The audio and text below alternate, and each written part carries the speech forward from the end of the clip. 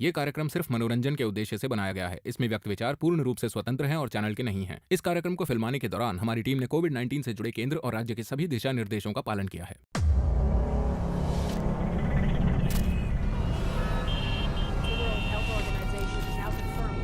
एक अरब से ज्यादा लोगों का देश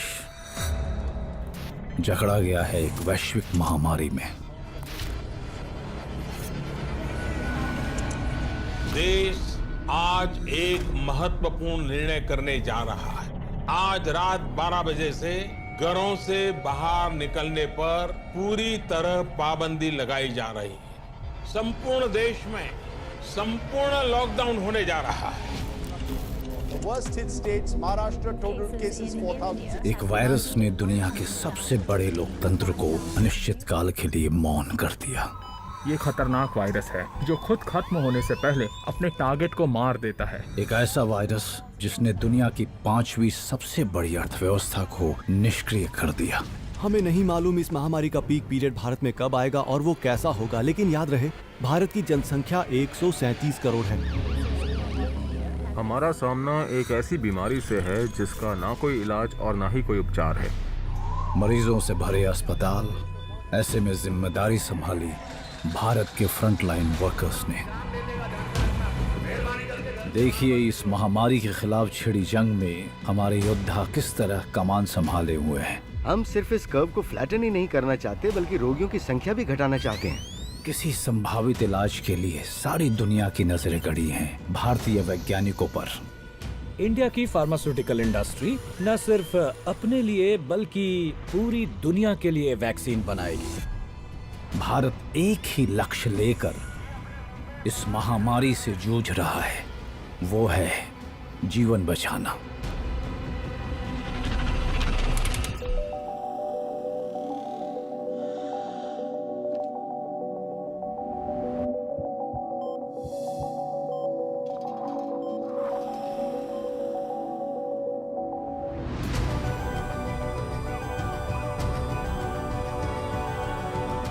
आइए देखिए कोविड-19 India's war against the virus, मेरे यानी मनोज बाजपेयी के साथ।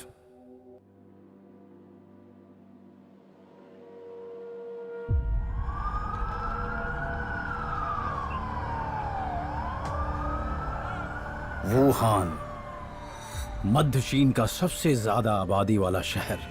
यहां रहते हैं 1 करोड़ 10 लाख से भी ज्यादा लोग। वुहान चीन के विकास का अहम हिस्सा है। इस शहर की रफ्तार कभी थमती नहीं है, लेकिन अब सब बदलने वाला है। In the Chinese city of Wuhan,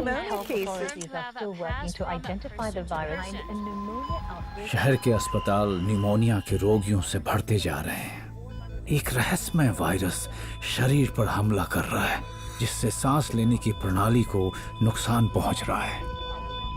लोग दम तोड़ रहे हैं।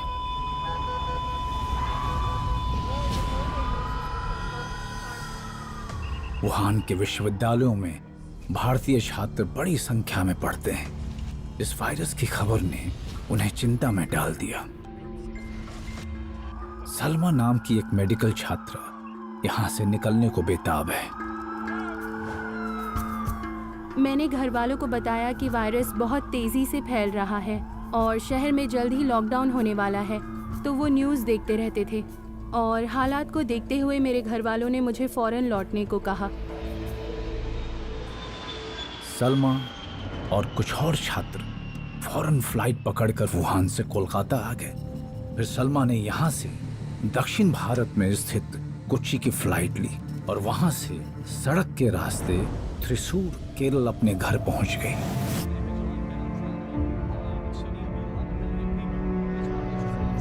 सलमा समय रहते वुहान से निकल गई।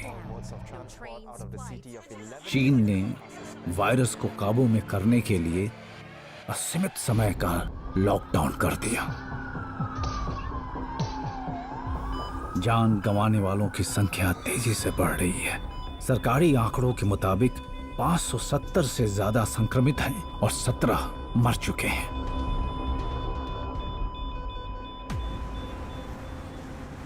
भारत अपने नागरिकों को इस वायरस के केंद्र वुहान से एयरलिफ्ट करके निकालने का कार्य शुरू करता है।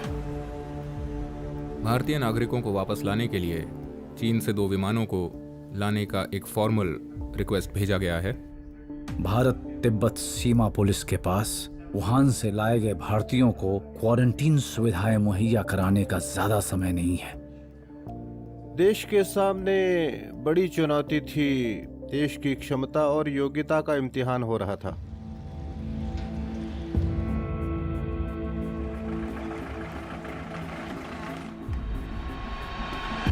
रातों रात बैरक्स को क्वारंटीन हॉल्स में बदल दिया गया। ऐसे इंतजाम किए गए कि ये वायरस यहीं तक सिमटा रहे और पूरे देश में न फैले। हमने बड़ी संख्या में अधिकारी तैनात किए। हमने बहुत से मेडिकल ऑफिसर्स की मदद ली। बात सिर्फ उपकरणों की ही नहीं थी, बल्कि सारी सुविधाओं का इंतजाम भी बहुत ही थोड़े समय में किया गया, क्योंकि हम सभी के लिए इसकी फौरन जरूरत थी।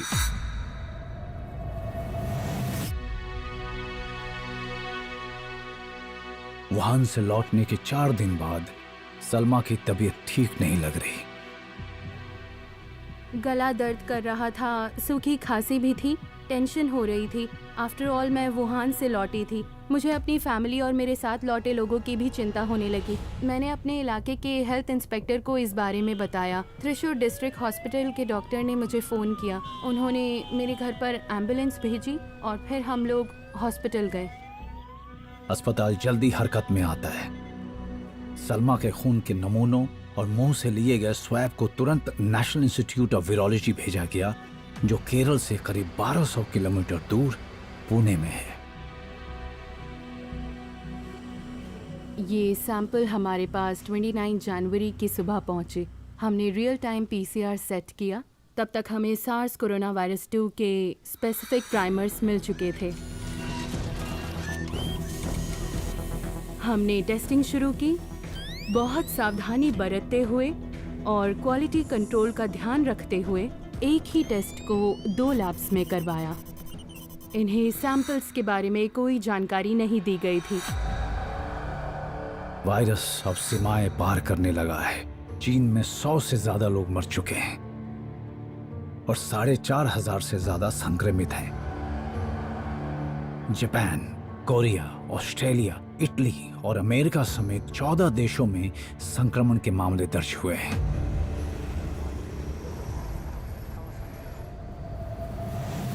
नेशनल इंस्टीट्यूट ऑफ वायरोलॉजी में डॉक्टर अतनु बासु सलमा के सैंपल की जांच कर रही टीम के प्रमुख हैं। टेस्ट के नतीजे पॉजिटिव आए। कोरोना वायरस नाम का ये वायरस इलेक्ट्रॉन माइक्रोस्कोप के नीचे देखने पर एकदम अलग तरह का नजर आता है। इस गोल वायरस का आकार 70 से 100 नैनोमीटर होता है। इसका बाहरी हिस्सा बिल्कुल अलग तरह का होता है और इसे आउटर लेयर या कोरोना कहते हैं। ये काफी कुछ सूर्य के कोरोना जैसा होता है। इस वायरस का जीनोम आरएनए फैमिली के तमाम दूसरे वायरसेस से एकदम अलग होता है। हमने इस वायरस की गहराई से जांच की तो पता चला कि ये वुहान वाले वायरस से 99.98% मेल खा रहा था। और मैंने ईसीडी के चीफ को फ़ोन करके बताया कि नेशनल इंस्टीट्यूट ऑफ वायरोलॉजी में सार्स CoV-2 का पहला मामला हमारे पास आ चुका है। कुछ ही दिनों में केरल में 2 और छात्रों के टेस्ट पॉजिटिव निकलते हैं। ये जानलेवा वायरस भारत की सरहदों में दाखिल हो चुका है। इंडिया में इस वायरस की अभी शुरुआत ही हुई है, लेकिन यहाँ कुछ बहुत जरूरी काम किए जा चुके हैं। इंडिया के लिए ये वायरस एक बड़ा चैलेंज है, क्योंकि इंडिया एक बहुत बड़ा देश है, पॉपुलेशन बहुत ज्यादा है, तो इसकी वजह से वायरस बहुत तेजी से फैलने की संभावना है। लोग बहुत ज्यादा बाहर निकलते हैं, लोग एक जगह से दूसरी जगह काफी ट्रैवल करते हैं, इसीलिए ये एक बड़ा चैलेंज है। फिर भी लगातार लोग कोशिश कर रहे हैं कि किस तरह इसे फैलने से रोका जाए। साथ ही इस बात का ध्यान रखना होगा कि लोगों को खाने पीने की जरूरी सामान की कोई कमी ना हो। वायरस अब तक 24 देशों में फैल चुका है। चीन में 14,000 से ज्यादा पॉजिटिव केसेस सामने आए हैं मरने वालों का आंकड़ा भी बढ़ रहा है।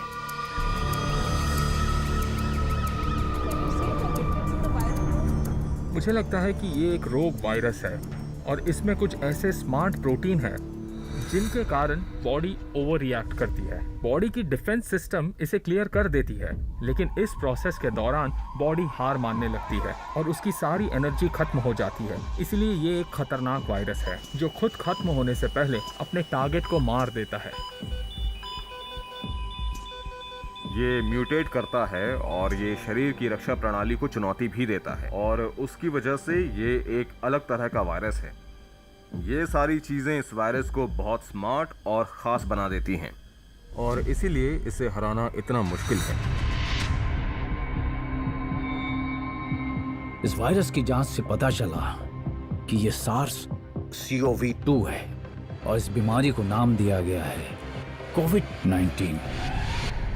सार्स या मर्स वायरस जो है वो चेस्ट के निचले हिस्से पर हमला करने वाले वायरस हैं, लेकिन इनके उलट कोविड-19 या SARS-2 वायरस गले में या नेजल म्यूकोजा में अपनी संख्या बढ़ाता है। फिर ये वायरस आपके गले और नाक से होता हुआ फेफड़ों में जाता है। ये फेफड़ों के सेल्स में पहुंच जाता है। इससे निमोनिया होता है और इस स्टेज में पेशेंट को सांस लेने में दिक्कत हो सकती है, हॉस्पिटल जाना पड़ सकता है और ऑक्सीजन के अलावा वेंटिलेटर तक की जरूरत पड़ सकती है। कोविड-19 को रोकने का न तो कोई इलाज है, न ही वैक्सीन। इससे बचने का एक ही ज्ञात तरीका है, बार बार हाथ धोना और मास्क पहनना। बीमारी को फैलने से रोकने के लिए जरूरी है बड़ी संख्या में लोगों की जांच होना और संक्रमित लोगों को सबसे अलग रखना। वायरस 76 देशों में फैल चुका है। चीन में इसके 80,000 से ज्यादा मामले हैं और कोरिया में 5,000 से ज्यादा। वायरस ने इटली और ईरान में आतंक मचा रखा है। भारत में 6 पॉजिटिव मामले सामने आए हैं और ये सभी लोग विदेश यात्रा से लौटे हैं।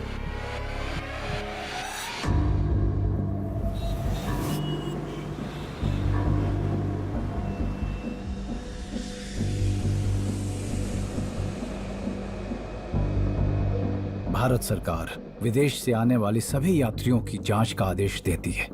हर यात्री का तापमान लिया जाता है और तापमान के सामान्य आने पर ही उसे एयरपोर्ट से निकलने की इजाजत मिलती है।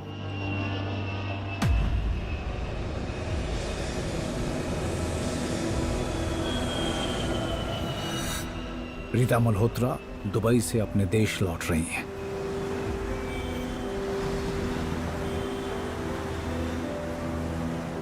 मैं जब प्लेन में बैठी तो मैंने तो मास्क लगाया था, लेकिन जो मेरी नेक्स्ट सीट वाला पैसेंजर था वो खांस रहा था और उसने मास्क नहीं पहना था। उसके बाद से मैं बहुत डर गई थी।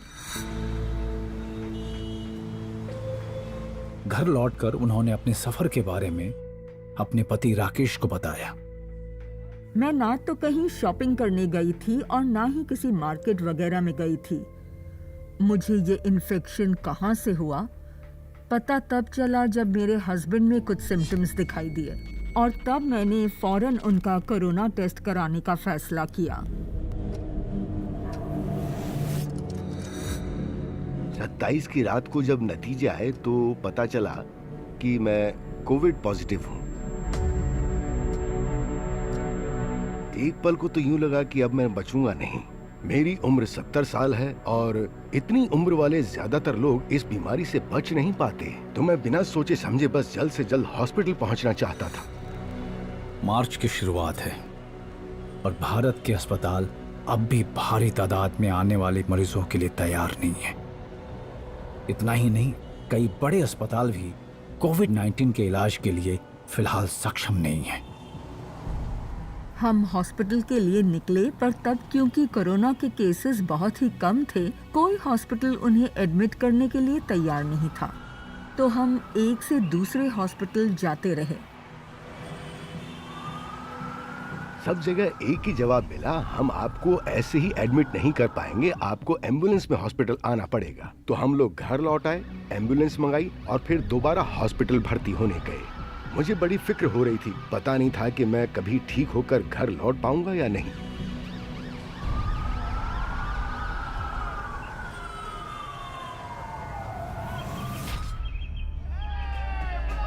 आगे क्या होने वाला है इससे बेखबर भारत में जश्न का माहौल है। यहाँ जोरों शोरों से होली मनाई जा रही है। रंगों और भीड़ भाड़ वाले इस त्योहार में सोशल डिस्टेंसिंग से लोग अनजान हैं। वायरस पूरी दुनिया में आतंक मचा रहा है। 114 देश इससे प्रभावित हो चुके हैं। 1,18,000 से ज्यादा संक्रमित हो चुके हैं और 4,000 से ज्यादा जाने जा चुकी हैं।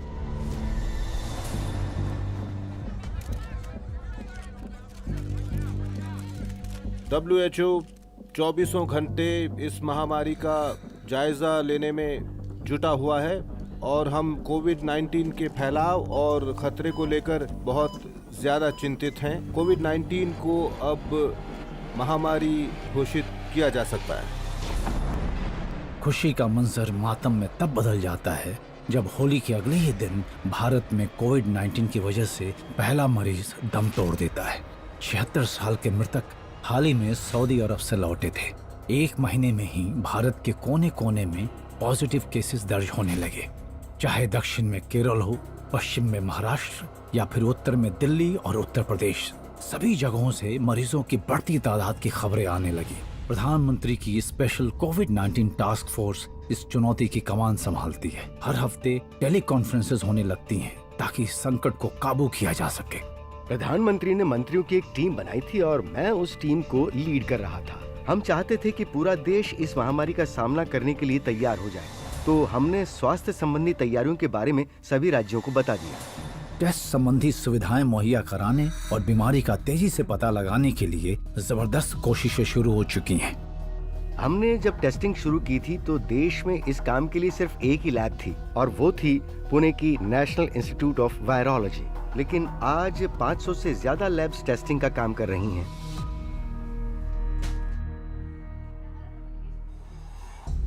टेस्टिंग की रफ्तार तेज करने में सरकार की मदद के लिए कई निजी कंपनियों के साथ साथ कुछ अंतर्राष्ट्रीय संगठन भी जुड़ गए। गेट्स फाउंडेशन ने इंडियन गवर्नमेंट के साथ पिछले कुछ सालों में कई हेल्थ इश्यूज पर काम किया है, जैसे कि नई वैक्सीन बनाना। और जब कोविड जैसी महामारी आई तब हमने सोचा कि कहाँ काम करने की जरूरत है, जैसे इन्फेक्टेड लोगों के डिटेक्शन के लिए फंड्स इकट्ठा करना, उनके आइसोलेशन के लिए। हमने खास तौर पर यूपी और बिहार में काम किया है, जहां हमने पहले भी हेल्थ इश्यूज पर काफी काम किया है। हम डिपार्टमेंट ऑफ पर्सनल और ट्रेनिंग के साथ भी काम कर रहे हैं ताकि उनके शानदार ऑनलाइन ट्रेनिंग प्लेटफॉर्म का इस्तेमाल करके फ्रंटलाइन हेल्थ वर्कर्स को हम अच्छी तरह गाइड कर सकें। और मैंने देखा है कि इस प्लेटफॉर्म से लाखों लोगों ने इन कोर्सेज का फायदा उठाया है। भारत में कोविड-19 के मामले बढ़ रहे हैं। 151 से ज्यादा लोग पॉजिटिव हैं। 3 की जान जा चुकी है। सबसे ज्यादा खराब हालत केरल और महाराष्ट्र की है। ये संक्रामक वायरस खबरों में छा चुका है। एहतियात के तौर पर प्रधानमंत्री नरेंद्र मोदी एक दिन का जनता कर्फ्यू लगा देते हैं। 22 मार्च रविवार को सुबह 7 बजे से रात 9 बजे तक सभी देशवासियों को जनता कर्फ्यू का पालन करना है। कोई भी नागरिक घरों से बाहर न निकले, अपने घरों में ही रहे। वायरस को रोकने के लिए भारत अपनी सीमाएं सील कर देता है। आने वाली सभी अंतर्राष्ट्रीय उड़ानों को रद्द कर दिया जाता है। भारत में अब कोविड-19 के 360 मामले सामने आ चुके हैं। 8 राज्यों को छोड़कर ये वायरस पूरे भारत में फैल चुका है। पश्चिम और दक्षिण के राज्य बुरी तरह से प्रभावित हुए हैं। प्रधानमंत्री देश में राष्ट्रीय स्वास्थ्य आपातकाल घोषित करते हुए देश भर में लॉकडाउन का आह्वान करते हैं। हिंदुस्तान को बचाने के लिए, हिंदुस्तान के हर नागरिक को बचाने के लिए, आपको बचाने के लिए, आपके परिवार को बचाने के लिए आज रात 12 बजे से घरों से बाहर निकलने पर पूरी तरह पाबंदी लगाई जा रही है। संपूर्ण देश में संपूर्ण लॉकडाउन होने जा रहा है।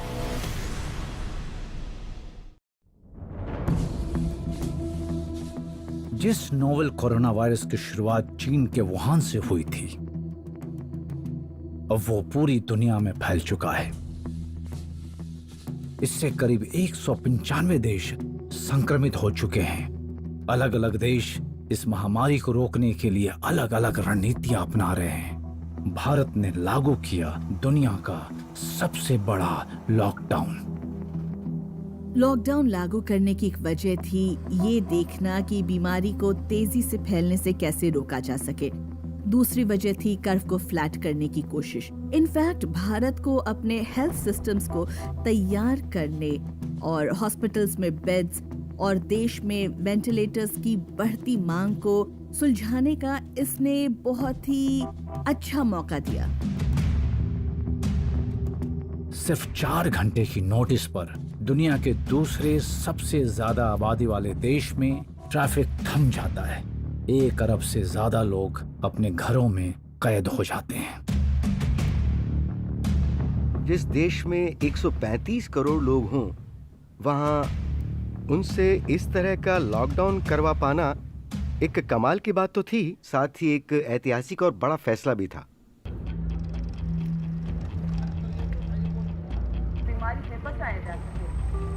पूरे देश में पुलिस मुस्तैदी से अपने काम में जुट जाती है। सिर्फ आवश्यक सेवाओं की ही इजाजत दी जाती है।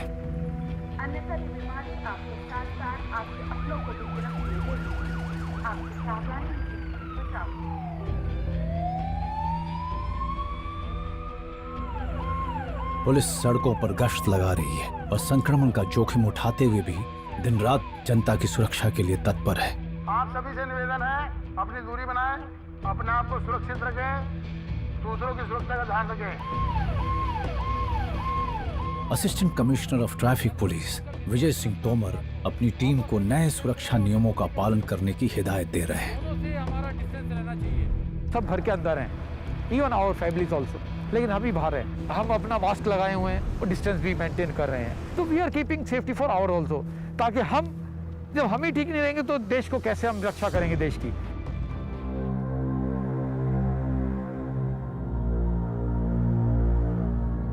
लॉकडाउन को एक ही दिन हुआ था कि पुलिस के सामने एक बड़ा संकट आ गया। राजधानी के एक हिस्से में हजारों लोग एक जगह इकट्ठे पाए जाते हैं। निजामुद्दीन मरकज में एक ही जगह से 3000 लोगों को निकाला गया और उसमें से बहुत बड़ी संख्या में 1000 से ज्यादा लोग पॉजिटिव पाए गए। तो ये 2 चैलेंज दिल्ली के सामने बहुत बड़े आए। इस्लामी मिशनरी संगठन तबलीगी जमात ने एक सम्मेलन किया था जहां देश विदेश से लोग बड़ी संख्या में हिस्सा लेने आए। मीडिया के एक वर्ग ने जिस तरह से तबलीगी जमात का मुद्दा दिखाया, उससे वो सांप्रदायिकता की ओर चला गया, जो कि नहीं होना चाहिए था। हमें इन लोगों के बारे में कुछ जानकारी थी और जमात के कुछ लोग तो विदेशों से भी आए थे। ये लोग एक सीमित और बंद जगह में इकट्ठे हुए थे, तो ऐसे में तो संक्रमण फैलना तय ही था, इसलिए इसे लेकर डर भी मौजूद था। तो इस बारे में बात करना गलत नहीं होगा, लेकिन क्या ये सब इनकी वजह से हुआ? नहीं, कुछ दूसरे धार्मिक आयोजन भी थे जो उस समय हो रहे थे। यहाँ तक कि ऐसी शादियाँ भी हुई हैं जिनमें पूरे देश भर के राजनीतिज्ञों ने हिस्सा लिया है।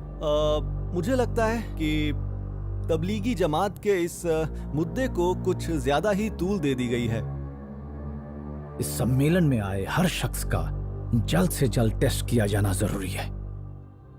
मैंने तुरंत अपने हॉस्पिटल स्टाफ्स, नोडल ऑफिसर और दूसरे कंसल्टेंट्स के साथ इंतज़ाम करना शुरू कर दिया।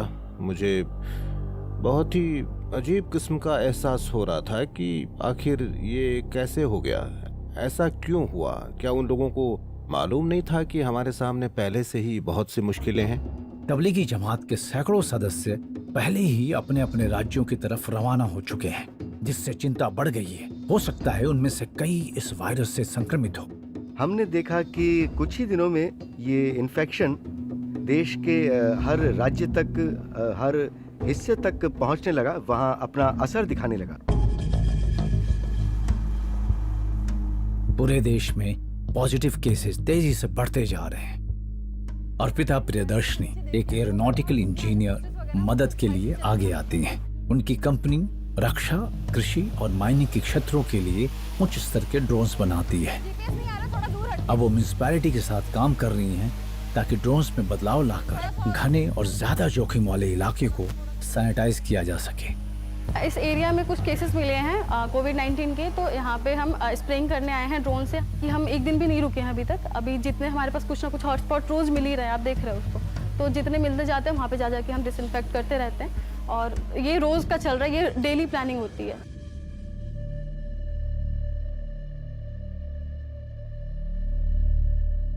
पूरा देश हाई अलर्ट पर है। लॉकडाउन के तहत दुकानें, कारोबारी संस्थान और फैक्ट्री सब बंद हैं। अर्थव्यवस्था ठप पड़ गई है। देश के हर शहर में हजारों लाखों हैरान परेशान प्रवासी मजदूर बस अड्डों पर जमा होने लगते हैं। अचानक हुए लॉकडाउन से उनकी नौकरी और छत दोनों ही छिन गए हैं और उनके पास अपने घर लौटने का कोई जरिया भी नहीं। बड़ी संख्या में लोगों के इस प्रवास ने हमें सदके में डाल दिया। किसी के बच्चे उसके कंधे पर थे तो कुछ लोग अपने बैग पर ही बच्चों को खींच रहे थे। ये लोग नंगे पैर 1000 किलोमीटर चलने को तैयार थे, वो भी खाली पेट और बिना पानी के। इससे शायद हालात ज्यादा बिगड़े, शायद सरकार को इस बात का अंदाजा नहीं था।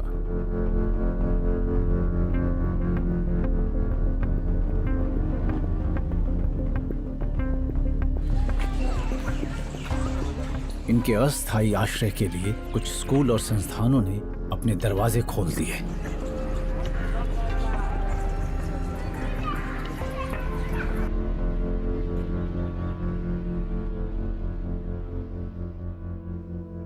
एक फैक्ट्री में काम करने वाले दिलीप तारम हाल ही में दिल्ली आए थे, लेकिन लॉकडाउन के कारण उनकी जिंदगी अस्त व्यस्त हो गई।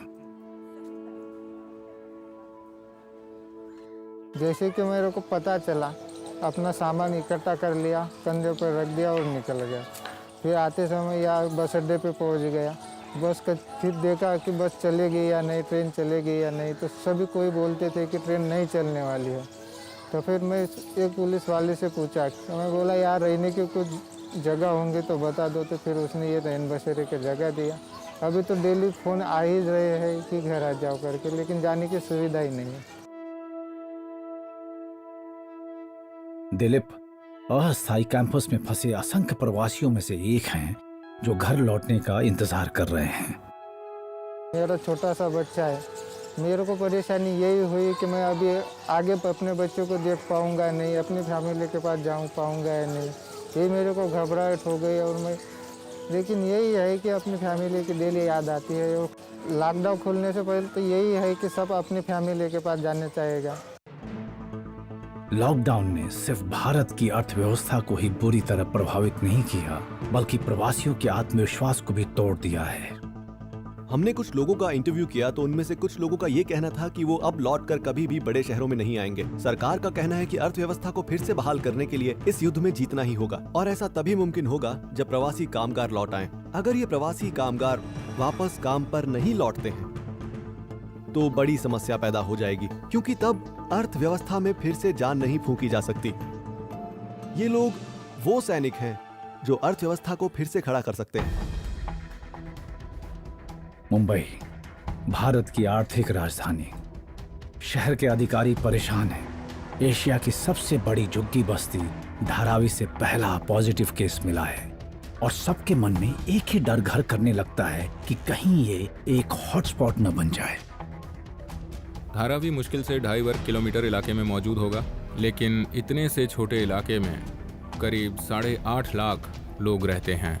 अगर आप यहाँ बने घरों को देखें तो उनका साइज मुश्किल से 10 बाय 15 फीट होगा।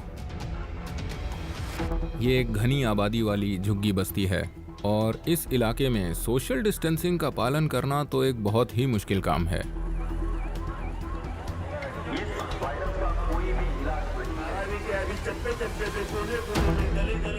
कुछ ही हफ्तों में मुंबई से जुड़ी सबसे डरावनी आशंका सच होने लगती है।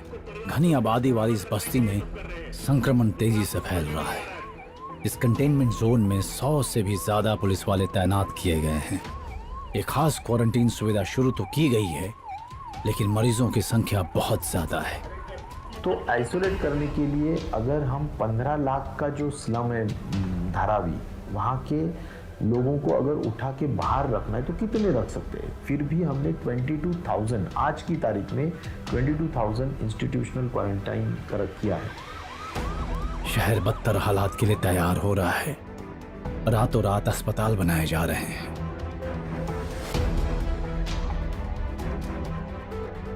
देश के सभी राज्य वायरस से जूझ रहे हैं। लॉकडाउन के दौरान प्रधानमंत्री लोगों को संबोधित करके याद दिला रहे हैं कि वो अकेले नहीं हैं। 5 अप्रैल को रविवार को रात 9 बजे यदि घर की सभी लाइटें बंद करेंगे, चारों तरफ जब हर व्यक्ति एक एक दिया जलाएगा, तब प्रकाश की उस महाशक्ति का एहसास होगा जिसमें एक ही मकसद से हम सब लड़ रहे हैं, ये उजागर होगा। 3 हफ्तों का लॉकडाउन अब खत्म होने को है, लेकिन वायरस अब भी सक्रिय है। भारत में कोरोना वायरस से 6,000 से भी ज्यादा लोग संक्रमित हो चुके हैं और 200 जानें जा चुकी हैं। विचार विमर्श के बाद सरकार एहतियात बरतते हुए लॉकडाउन की अवधि बढ़ा देती है। दुनिया का सबसे बड़ा लोकतंत्र अब और 19 दिन के लॉकडाउन का सामना करेगा। सारे सुझावों को ध्यान में रखते हुए ये तय किया गया है कि भारत में लॉकडाउन को अब 3 मई तक और बढ़ाना पड़ेगा। अगर आप लॉकडाउन के नियमों का गंभीरता से पालन करते हैं और सोशल डिस्टेंसिंग भी बनाए रखते हैं, तो समाज के लिए ये दोनों चीज़ें सबसे दमदार वैक्सीन साबित होगी। हमें इस रणनीति का पालन करते रहना होगा और यही कारण है कि पहले लॉकडाउन के बाद दूसरा लॉकडाउन लगाया गया। दुनिया में दूसरा सबसे अधिक आबादी वाला देश भारत लॉकडाउन में है। कई हफ्तों से गलियां सूनी हैं, दफ्तर और शॉपिंग सेंटर्स बंद पड़े हैं। रेलवे स्टेशन और हवाई अड्डों पर भी सन्नाटा पसरा है। कोविड-19 से संक्रमित लोगों की तेजी से बढ़ती संख्या अब भी चिंताजनक है। अंटार्कटिका को छोड़कर यह वायरस सभी महाद्वीपों में पैर फैला चुका है। पूरी दुनिया में 18 लाख से भी ज्यादा लोग इसकी चपेट में आए हैं। मृतकों का आंकड़ा बढ़ रहा है। इटली में 20,000 से ज्यादा, स्पेन में 17,000 से ज्यादा और भारत में 300 से अधिक लोग दम तोड़ चुके हैं। कोरोना का इलाज कर रहे चिकित्सा कर्मियों के लिए यह सबसे बड़ा जोखिम है। डॉक्टर शत्रुघ्न पंजवानी कोविड-19 से अपनी जान गंवाने वाले पहले डॉक्टर हैं। डॉक्टरों के लिए कोरोना कोविड-19 के फैलाव को रोकना आसान नहीं है। वो तो इस बात की भी परवाह नहीं कर रहे कि वो क्या खा रहे हैं, ठीक से सो रहे हैं या नहीं। मुझे लगता है देश में ज्यादा चिंताजनक स्थिति वहाँ है जहाँ डॉक्टर्स ने ये शिकायत की है कि उनके पास अच्छी क्वालिटी की PPE किट्स नहीं है। उन्हें सही N95 मास्क नहीं मिल रहे हैं। बेशक हम उनके प्रति आभार प्रकट कर रहे हैं, लेकिन इस वायरस की बजाय लापरवाही और अनदेखी की वजह से ज्यादा डॉक्टर्स अपनी जान गंवा रहे हैं। अस्पताल अपने कोविड-19 वार्ड्स में सुरक्षा संबंधी नियमों का पालन बड़ी सख्ती से कर रहे हैं। आप जरा उस इंसान की हालत के बारे में सोचिए जो इन्फेक्शन वाले इलाके के अंदर दाखिल होता है। वो PPE किट पहनता है और पसीने में भीगकर लगातार काम करता है। वो 6 घंटे तक टॉयलेट तक नहीं जाता है। ना तो वो कुछ खाता है और ना ही वो कुछ पीता है, और इस डर के साथ वो अपने घर लौटता है कि कहीं वो इन्फेक्ट तो नहीं हो गया और कहीं उसके साथ साथ उसका परिवार इन्फेक्ट ना हो जाए। एक तरफ तो इलाज कर रहे डॉक्टरों के लिए मरीजों की लाइन खत्म ही नहीं हो रही, वहीं बाहर सड़कें वीरान हैं। रेस्टोरेंट्स, दुकानों, कारखानों को बंद हुए 5 हफ्ते हो चुके हैं और अब ये आशंका पैदा होने लगी है कि कुछ छोटे कारोबार इस लॉकडाउन को झेल ही नहीं पाएंगे। अगर अर्थव्यवस्था को बहाल करना हो तो चीजों की मांग फिर से पैदा करनी चाहिए, लेकिन हुआ यह है कि खरीदार कुछ भी खरीदने के मूड में ही नहीं है। लोगों में इतना डर बैठ गया है कि लोग जरूरत का सामान भी खरीदने के लिए नहीं जा रहे हैं और इस वजह से मांग बहुत घट गई है।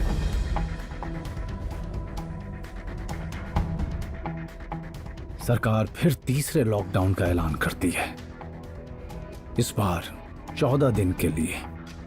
इसके दौरान कई राज्यों में कारोबारों को आंशिक रूप से खोला जाएगा ताकि अर्थव्यवस्था को धीरे धीरे फिर पटरी पर लाया जा सके।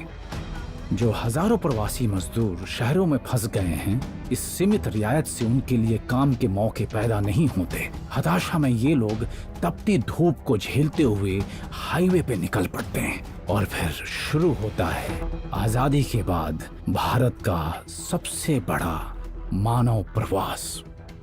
शायद सरकार को इस दौरान कुछ दिक्कतें आ रही थी और हम उसको पूरी तरह दोषी नहीं ठहरा सकते हैं अगर वो जिंदगी और रोजी रोटी के बीच संतुलन नहीं बना पाई।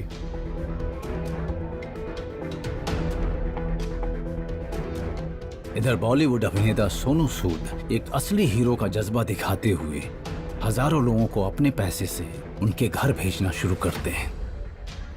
मुझे ऐसा लगता है कि जो पूरा सिस्टम था वो कहीं ना कहीं फेल हुआ है इनके लिए, क्योंकि अगर थोड़ी सी तरीके आसान होते तो शायद घर पहुंच जाते। क्योंकि जो घर जाने वाला है वो तो घर जाएगा ही जाएगा, चाहे वो पैदल जाए, चाहे ऑटो में बैठ के जाए या किसी ट्रक पे बैठ के जाए। अरे हम लोग इधर फंसे हुए थे दो महीने से, कुछ काम धंधा है नहीं, तो उन्होंने हम लोग के लिए कुछ पैसे के बंदोबस्त किए हैं।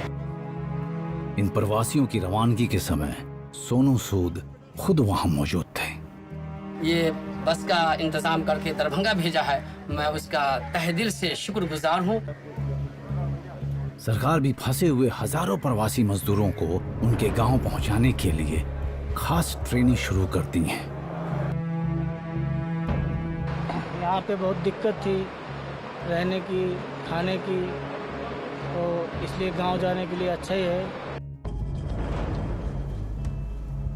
हमने कई बड़े फैसले लिए हैं, जैसे कि प्रवासी मजदूरों को अपने शहर या गांव जाने की इजाज़त देना, या फिर कई देशों में फंसे भारतीयों को स्वदेश लाने का निर्णय। तो ये सभी बहुत अहम फैसले हैं।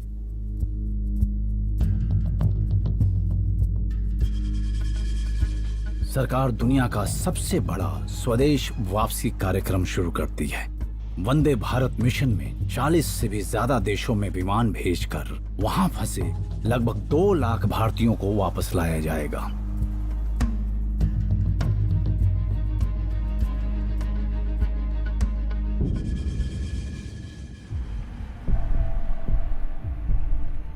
भारत अब तक 40 दिन के लॉकडाउन का सामना कर चुका है।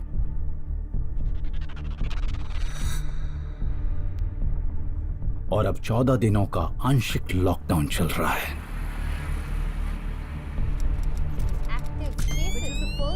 So what has Kerala done right, and what are the lessons that the state holds for the rest of the country? कुछ राज्यों में संक्रमण की रफ्तार धीमी हो गई है। दक्षिणी राज्य केरल, जहां देश का पहला कोविड-19 मामला सामने आया था, वहां इस वायरस पर काफी हद तक नियंत्रण पा लिया गया है। ट्रेसिंग, टेस्टिंग, क्वारंटाइनिंग, आइसोलेटिंग और एक बेहतरीन इलाज। कोई मरीज चाहे एयरपोर्ट से या फिर सड़क से या सी पोर्ट से या फिर रेलवे स्टेशन से लौट रहा है, तो ऐसी हर जगह हमारी प्रशिक्षित टीम मौजूद रहेगी उसकी जांच के लिए। स्वयंसेवकों और हेल्पलाइंस की पूरी कोशिश है कि हर किसी को सटीक जानकारी और पर्याप्त देखरेख मिले। राज्य की बुनियादी स्तर पर काम करने की तरकीब कामयाब रही है। इस सेंट्रल कंट्रोल रूम से पूरे राज्य के अस्पतालों की स्थिति को आंकने में मदद मिल रही है। हम लोगों की जान बचाना चाहते हैं। हम अपने हॉस्पिटल्स में बहुत अच्छा इलाज कर रहे हैं। अगर किसी को वेंटिलेटर चाहिए तो हम वो दे रहे हैं। अगर किसी को और खास तरह का कोई इलाज चाहिए तो वो भी दिया जा रहा है। हर हॉस्पिटल में हमारा एक मेडिकल बोर्ड है, खासकर कोरोना मरीजों के लिए, और ये बोर्ड हर मरीज की तरफ खास ध्यान दे रहा है। केरल को कामयाबी मिल रही है अतीत के एक संकट से मिली सीख से। हमने नीपा से प्रभावित सभी लोगों के बारे में पता लगाना शुरू किया और तब तक एक बहुत अच्छा कॉन्टैक्ट ट्रेसिंग मैकेनिज्म डिजाइन किया गया था। कोविड के मामले में केरल ने एक मिसाल कायम की। उसकी प्राथमिकता थी लोगों की तकलीफ को समझना और फौरन हरकत में आना। अब बाकी राज्यों को भी ये सबक को सीखना है। भारत कोरोना वायरस से टक्कर लेने के लिए लॉकडाउन की रणनीति आजमा रहा है। देश लगातार 3 लॉकडाउन झेल चुका है, कुल मिलाकर 54 दिन। और कोविड-19 के मामले अब भी बढ़ रहे हैं। 70,000 लोग संक्रमित हो चुके हैं। सरकार अर्थव्यवस्था को फिर से पटरी पर लाने के लिए लॉकडाउन में ढील दे रही है। लॉकडाउन का चौथा चरण, लॉकडाउन 4, पूरी तरह नए रंग रूप वाला होगा, नए नियमों वाला होगा। देश की ठहरी हुई अर्थव्यवस्था को दोबारा सक्रिय करने के लिए सरकार ने आर्थिक पैकेज की घोषणा की। ये पैकेज भारत की जीडीपी का करीब 10% है। इन सबके जरिए देश के विभिन्न वर्गों को, आर्थिक व्यवस्था की कड़ियों को 20 लाख करोड़ रुपए का संबल मिलेगा, सपोर्ट मिलेगा। भारत में अब 1 लाख से ज्यादा संक्रमित मरीज हैं। भारत चोटी के उन 12 देशों में शामिल हो चुका है जहां पॉजिटिव केसेस की संख्या सबसे ज्यादा है। मुझे चिंता सिर्फ इस बात की थी कि हमारे देश के हेल्थ सिस्टम को अचानक बढ़ने वाली मरीजों की तादाद संभालने के लिए तैयार होना चाहिए। मुझे भारत द्वारा उठाए गए कदमों के बारे में बताया गया। यहाँ तो रेलवे कोचेस को भी क्लिनिक बना दिया गया था। होटल और स्टेडियम अस्पताल की भूमिका निभाने वाले थे। सोचा जा रहा था कि हॉस्पिटल में बेड्स कैसे बढ़ाए जाएं, क्योंकि भारत को ये मालूम था कि मरीजों की संख्या बढ़ेगी जरूर। सरकार कोविड-19 से जंग जीतने के लिए अब पूरे देश में लॉकडाउन की बजाय स्थानीय स्तर पर कंटेनमेंट जोन बना रही है। हम देश में इस रोग से जुड़ी रणनीति को लेकर एकदम स्पष्ट हैं। हमारे यहाँ ग्रीन, ऑरेंज और रेड जोन है, लेकिन अब हम इसमें बदलाव करके कंटेनमेंट जोन लाने वाले हैं। तो हमारा लक्ष्य इस ग्राफ को सिर्फ फ्लैटन करना ही नहीं, बल्कि इसे रिवर्स करना है। एक लेडी को कोरोना पॉजिटिव मिला है, तो हम सबको बैरिकेडिंग करनी है चारों तरफ। केवल एसेंशियल सर्विसेज वाले ही अंदर जाएंगे। वहाँ की एंट्री बड़ी रेस्ट्रिक्टेड होगी। कंटेनमेंट जोन के लिए तमाम स्टाफ इमीडिएटली पहुंचे।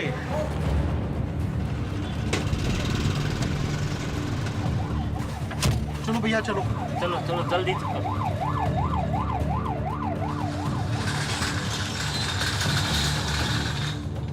इस एरिया को कंटेनमेंट जोन बनाया गया है सो दैट बाकी जगह कंटेन रहे, डिजीज कोविड-19 कोरोना फैले ना। किसी को भी बाहर के व्यक्ति को इस कंटेनमेंट जोन में आने की मनाही है। पोस्टर्स लगा दी गए हैं, इन्फॉर्मेशन डिस्प्ले की जा रही है। साथ साथ में जो भी लोग आ रहे हैं उनको बताया जा रहा है। मेरे साथी सैनिटाइजेशन कराए, अभी ये प्रोग्रेस करा रहे हैं। सैनिटाइजेशन चल रहा है।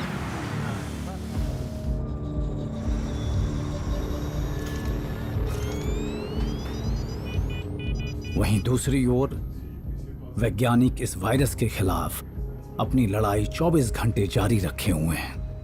प्रधानमंत्री के कार्यालय ने डॉक्टर विनोद पॉल और प्रिंसिपल साइंटिफिक एडवाइजर के साथ एक वैक्सीन और R&D टास्क फोर्स बनाई है। इसने कई बड़े रिसर्च प्रोग्राम्स की मदद ली है ताकि हम लोग इस वायरस को और इस बीमारी को बेहतर ढंग से समझ सकें। यानी ये काम देश के कई बड़े इंस्टीट्यूशंस एक साथ मिलकर कर रहे हैं। इंडिया एक कमाल का देश है। इंडिया में कई ड्रग एंड वैक्सीन कंपनीज हैं जो पूरी दुनिया को दवाई सप्लाई करती हैं। दुनिया के किसी भी देश के मुकाबले इंडिया में सबसे ज्यादा वैक्सीन बनती है, फिर वो सीरम इंस्टीट्यूट हो या बायोई या भारत, ऐसी कई कंपनीज हैं। ये सभी कंपनीज कोरोना वैक्सीन बनाने में मदद कर रही हैं और अपनी तरफ से पूरी कोशिश कर रही हैं, और इसमें इनका दूसरी बीमारियों के लिए वैक्सीन बनाने का एक्सपीरियंस काम आ रहा है। हमारी फाउंडेशन सरकार के department of biotechnology, Indian council of medical research और office of the principal scientific adviser के साथ मिलकर काम कर रही हैं ताकि इस दिशा में कुछ ठोस कदम उठाए जा सके।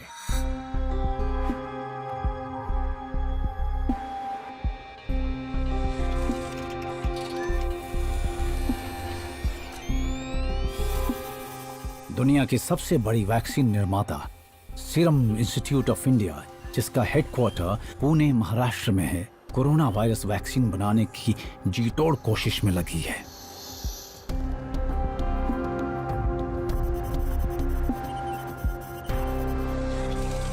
ये वैक्सीन थोड़ी अलग किस्म की है क्योंकि पास्ट में हम कई साल से जो वैक्सीन बनाते रहे हैं उन्हें बनने में करीब 5 से 6 साल लग जाते हैं, लेकिन यहाँ पर हम इस टाइम को घटाकर 1 से 2 साल करने की कोशिश में हैं और ये एक बड़ी चुनौती है। अगर ये कोशिश कामयाब रही तो ये वैक्सीन हमें कोरोना वायरस से मुक्ति दिला सकता है। आज भारत को वैक्सीन बनाने वाले एक केंद्र के तौर पर नहीं देखा जाता है। मुसीबत के इस दौर में लोग ये सोच रहे हैं कि आखिर ये वैक्सीन बनेगी कहाँ, और अब वो वैक्सीन बनाने की हमारी काबिलियत को पहचानने के बाद भारत की तरफ रुख कर रहे हैं और इसलिए ये वैक्सीन हमारे लिए बहुत जरूरी है। सीरम लैब में हो रहे प्रयोग पर पूरी दुनिया की नजरें गड़ी है। इस प्रयोग की सफलता से इस जानलेवा वायरस का विनाश संभव हो सकता है। इंडिया ने सेपी को ज्वाइन किया। ये एक ऐसा इंटरनेशनल ग्रुप है जो वैक्सीन प्लेटफॉर्म्स बनाने में लगा है। ये बहुत ही अच्छा कदम है और इस बात को लेकर मैं बहुत खुश हूँ कि इंडिया की फार्मास्यूटिकल इंडस्ट्री न सिर्फ अपने लिए बल्कि पूरी दुनिया के लिए वैक्सीन बनाएगी। बस इस वक्त जरूरत है डेथ रेट कम करने की और लोगों की इम्यूनिटी बढ़ाने की ताकि हम कोविड से लड़ सकें। 2 month long cases in India have exceeded 100,000 with nearly. The rate of new infections is rising with signs of slowing. Bharat साल की शुरुआत से ही कोरोना वायरस से जूझ रहा है। पूरा देश 40 दिन का सख्त लॉकडाउन और करीब 1 महीने आंशिक लॉकडाउन देख चुका है। अनलॉक 1 में बेशक कारोबार धीरे धीरे खुलने लगे, लेकिन मुश्किल यह है कि अभी मांग में फौरन कोई इजाफा नहीं होने वाला। लोग इस समय इन्वेस्ट करने के मूड में ही नहीं है और जब तक मांग बढ़ेगी नहीं तब तक शायद वो इन्वेस्ट करेंगे भी नहीं। बिजनेस चलते रहें ये सुनिश्चित करने के लिए हमें खास तरह की नीतियां बनानी होंगी। इसलिए इकोनॉमी को अनलॉक करना बहुत जरूरी है। दुनिया भर में इससे संक्रमित लोगों की तादाद करीब 62 लाख पार कर चुकी है। भारत में ये संख्या 2 लाख के करीब है और 5,300 से ज्यादा लोग अपनी जान गंवा चुके हैं, लेकिन साथ ही 91,000 से ज्यादा भारतीय ठीक भी हो चुके हैं। इन आंकड़ों के हिसाब से 48.19% लोग इस बीमारी को हरा चुके हैं। हमें ध्यान रखना चाहिए कि इस वायरस के सिलसिले में लापरवाह ना हो जाएं। जैसे ही हम लापरवाह होंगे इसकी दूसरी लहर आएगी और तब ज्यादा बर्बादियां होंगी। तो तैयार रहते हुए विकल्पों को ढूंढते रहें।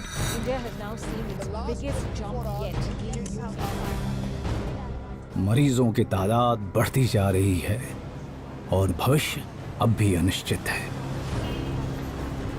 हमें नहीं मालूम कि इस महामारी का पीक पीरियड भारत में कब आएगा और वो कैसा होगा, लेकिन याद रहे भारत की जनसंख्या 137 करोड़ है। तो सोचिए इस देश का क्या हाल होगा। हमें तो इसकी एक्सट्रीम कंडीशंस का अंदाजा भी नहीं है और ना ही हमें ये मालूम है कि ये कर्व आखिर कब फ्लैट होगा, और कर्व तब ही फ्लैट हो सकता है जब वो अपने चरम पर पहुंच जाए।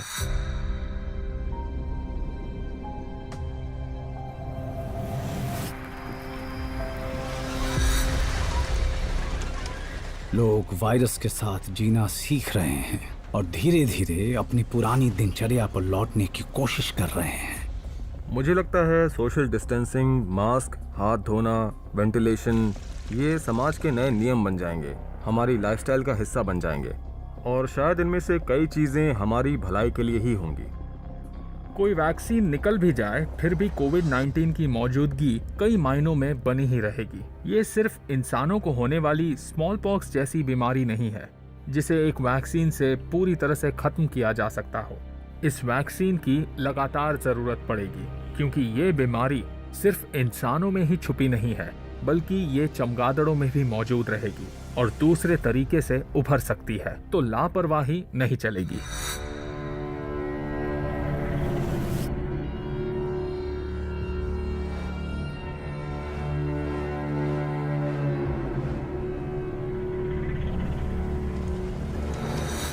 भारत के सामने कई चुनौतियां हैं, आबादी, गरीबी और साक्षरता। इनके बावजूद देश इस वायरस का सामना बड़े ही धैर्य, एकता और पूरे विश्वास के साथ कर रहा है। भारत में काफी रिसर्च स्टडीज चल रही हैं। ये जानने की कोशिश हो रही है कि देश के लोगों ने कैसे इस वायरस के प्रति रिएक्ट किया है, उनकी कौन सी रणनीति ठीक थी, कहाँ सुधार की गुंजाइश थी, और अगर इसकी दूसरी लहर आती है तो इस वायरस का सामना करने से जुड़ी अपनी स्टडीज से मिले सबक को भारत अपना सकता है। सबसे पहले हमें अलर्ट रहने की जरूरत है ताकि शुरू से ही हम इसका पता लगा लें। साथ ही पूरी दुनिया में एक अच्छे प्राइमरी हेल्थ केयर सिस्टम की जरूरत है। और दूसरी बात, हमें एक ऐसा प्लेटफॉर्म बनाना पड़ेगा जिससे इस बीमारी के इलाज का पता लगाया जा सके। हमें मेडिसिन की एक लाइब्रेरी बनानी पड़ेगी ताकि हमें जल्दी एंटीबॉडीज मिल सकें। और आखिर में हमें तेजी से वैक्सीन बनाने का कोई तरीका ढूंढना होगा और ये सारे काम एक साथ करने होंगे। इस सिलसिले में हमें ग्लोबल ऑपरेशंस इंस्टीट्यूशंस की जरूरत पड़ेगी, जैसे WHO। इनका रोल बहुत ही महत्वपूर्ण रहेगा ताकि हम हेल्थ वर्कर्स को तैयार कर सकें, उनकी मदद कर सकें, क्योंकि उन्होंने ही इस बहुत ही मुश्किल काम को अंजाम दिया है। इसलिए ये बहुत अहम है। मुझे लगता है कि ये बीमारी हमें एक तरह से तैयार कर देगी, जिससे हमें ये सब दोबारा न झेलना पड़े। Coronavirus cases in India have crossed the 4 lakh mark. Cases in India have exceeded 100,000 with nearly. Corona virus का खतरा अब भी मंडरा रहा है। हालांकि इस जानलेवा वायरस के साथ जंग की ये बस शुरुआत है। न जाने ये जंग कितनी लंबी चलेगी। इस लड़ाई में हमारे जाबाज डॉक्टर्स, वैज्ञानिक, पुलिस सभी एकजुट होकर लोगों को सुरक्षित रखने की जी तोड़ कोशिश में लगे हैं। लेकिन हम नागरिक इस मुहिम में अपनी भूमिका जिम्मेदारी से निभाकर इनकी मदद जरूर कर सकते हैं। पर भारत इस वायरस से लड़ने के लिए एक विश्व स्तरीय संगठन का हिस्सा बन चुका है और उम्मीद है कि हम इस महामारी पर जीत हासिल कर लेंगे। Stay home. Stay safe. 30 groups which are working for development of vaccine